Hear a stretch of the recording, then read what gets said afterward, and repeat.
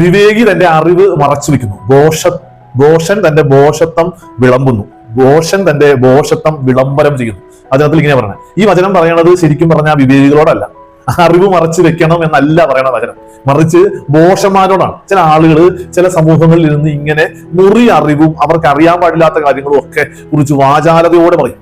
അവര് ഭയങ്കര പ്രസംഗമായിരിക്കും. അമേരിക്കയിൽ ഇപ്പോൾ സംഭവിക്കുന്നത് ഇന്ന ഇന്ന കാര്യങ്ങളൊക്കെയാണ്, ഇസ്രായേൽ അങ്ങനെയാണ് കാര്യങ്ങൾ ചെയ്യുന്നത്, ഹമാസ് ഇങ്ങനെയൊക്കെയാണ് കാര്യങ്ങൾ ചെയ്യുന്നത്. ഒരു പൂട്ടും അറിവുണ്ടാവില്ല കേട്ടാ, പക്ഷെ വാതോരാതെ ഇങ്ങനെ വായിട്ടടിച്ചോണ്ടിരിക്കും.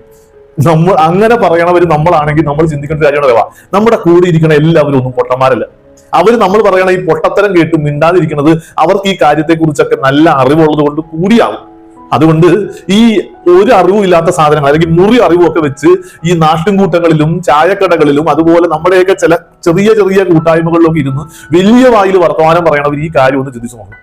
പള്ളിയിൽ ഇപ്പൊ നടന്നുകൊണ്ടിരിക്കുന്നത് ഇന്ന ഇന്ന കാര്യങ്ങളൊക്കെയാണ്, അവിടെ നടക്കുന്നത് ഇന്ന ഇന്ന കാര്യങ്ങളാണ്, സഭയിലെ കാര്യങ്ങൾ എനിക്കറിയാം, രാജ്യത്തെ കാര്യങ്ങൾ എനിക്കറിയാം, വായിട്ടടിച്ചോണ്ടിരിക്കുക, ഒരു കൂട്ടും അറിയാൻ പാടില്ല. നമ്മൾ ഈ പൊട്ടത്തരമൊക്കെ വിളിച്ചു പറയുന്നതിന്റെ ഇടയിൽ കേട്ടുകൊണ്ടിരിക്കുന്ന എല്ലാവരും പൊട്ടന്മാരാണെന്നൊന്നും നമ്മൾ വിചാരിക്കരുത്. നമ്മുടെ പൊട്ടത്തരങ്ങളായിരിക്കും പലപ്പോഴും ഇതിലൂടെയൊക്കെ ആളുകൾക്ക് മനസ്സിലാവുന്നത്. നമ്മളൊരു പൊട്ടനാണെന്നും പൊട്ടിയാണെന്നും ഒക്കെ ആയിരിക്കും ആൾക്കാർ മനസ്സിലാക്കണത്. അതുകൊണ്ട് മുറി അറിവും ഒന്നും അറിയാൻ പാടില്ലാത്ത കാര്യങ്ങളും ഒക്കെ വെറുതെ വിളിച്ചു പറയുന്ന ഒരു സ്വഭാവം നമുക്കുണ്ടെങ്കിൽ ആത്മശോധന ചെയ്യാൻ ഈ വചനം നമ്മളെ സഹായിക്കട്ടെ. ഈശോ നമ്മളെ സമൃദ്ധമായിട്ട് അനുഗ്രഹിക്കും.